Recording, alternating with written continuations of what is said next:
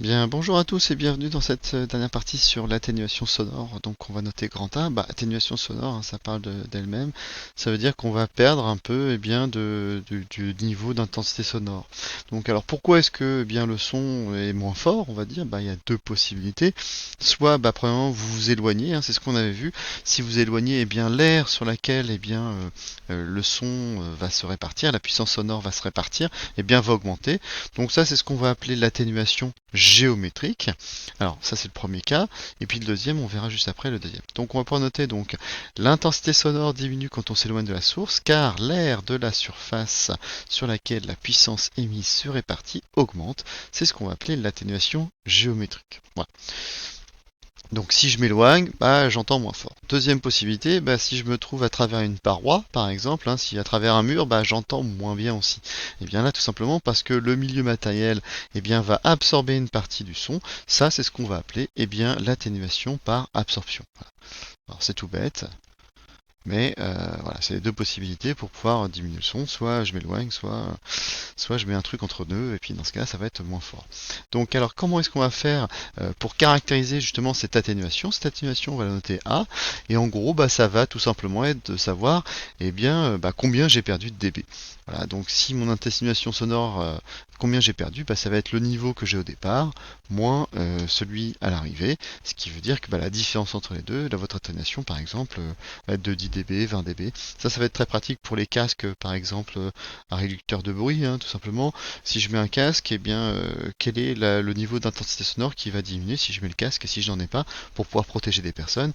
Imaginons que je dois être capable de supporter, enfin, s'il y a un son qui est produit à 140 dB, 140 dB, un décollage d'avion ou je sais pas trop quoi, et bien dans ce cas-là, il faut que je mette un casque qui soit capable de diminuer de, je sais pas moi, 60 dB environ pour être tout à fait euh, correct au point de vue de mon oreille. Voilà. Donc cette atténuation sonore, on va faire ça, c'est L moins L'. Alors on peut montrer, on le fera en exercice juste après, que c'est égal à 10 log de I sur I'. I sur, voilà, sur refaire, c'est pas beau du tout. Donc I sur I'. Voilà. Alors, A, L et L', c'est en dB, hein, ce sont les décibels. Par contre, I et I', ça se fera donc en watts par mètre carré. Voilà. Alors, ici, ce qu'on va faire, c'est que vous allez essayer de faire un exemple. Donc, il faut retrouver cette expression-là. Et puis, vous essayez de répondre aux questions, hein. Il y a deux petites questions toutes bêtes. Et puis, vous allez pouvoir donc essayer d'y répondre. Vous faites pause et vous revenez. Alors, retrouver l'expression A égale 10 log de I sur I', je vais repartir de ce que je connais, hein. Je définis mon atténuation comme étant A est égal à L moins L'. Ce que je vais faire, c'est que je vais tout simplement utiliser les formules que je connais.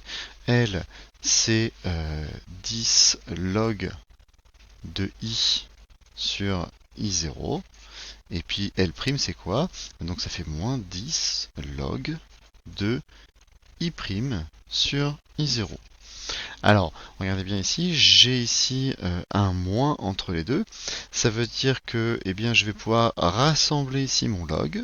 Ça va vous donner 10 log de quoi? Alors ici j'ai I sur I0. Attention ici, c'est un moins, ça veut dire que je ne vais pas faire directement une multiplication, hein. Je vais multiplier par l'inverse. Ça veut dire que ça va faire fois I0 sur I'.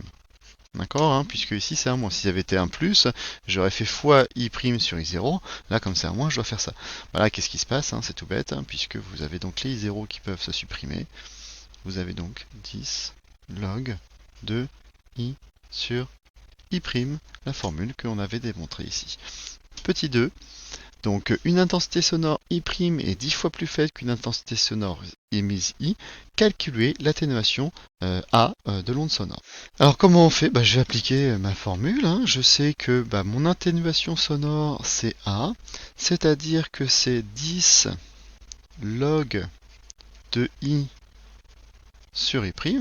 Et puis maintenant je sais que I' est 10 fois plus faible que l'intensité sonore I. Donc, or on va dire que on sait que I' est 10 fois plus faible, ça veut dire que c'est I divisé par 10. D'accord? Voilà. Donc c'est aussi, on peut l'écrire autrement si on veut, plus simple. C'est 0,1 fois i. Donc maintenant, je peux remplacer mon i' à l'intérieur. Ça vous donne que a est égal à 10 log de i sur 0,1 fois i. Voilà. Mes i vont pouvoir se simplifier. Donc maintenant, j'ai 10 fois log de, eh bien, 1 sur 0,1. Alors 1 divisé par 0,1, 0,1 c'est 10 moins 1. Hein, je peux le réécrire autrement peut-être. En puissance de 10, c'est peut-être plus facile. Donc 10 puissance moins 1. Donc 1 divisé par 10 puissance moins 1, bah, ça fait 10 puissance 1, ça fait 10. Donc ça vous donne 10 log de 10. Log de 10, ça vous donne 1. Donc ça vous donne 10. Ici, décibels. C'est-à-dire qu'en gros, voilà, si j'ai une intensité sonore qui est 10 fois plus faible, eh bien je ne vais perdre que 10 décibels ici. Voilà, c'est terminé pour cette dernière partie, et je vous souhaite bon courage pour tous les exercices. Allez, au revoir.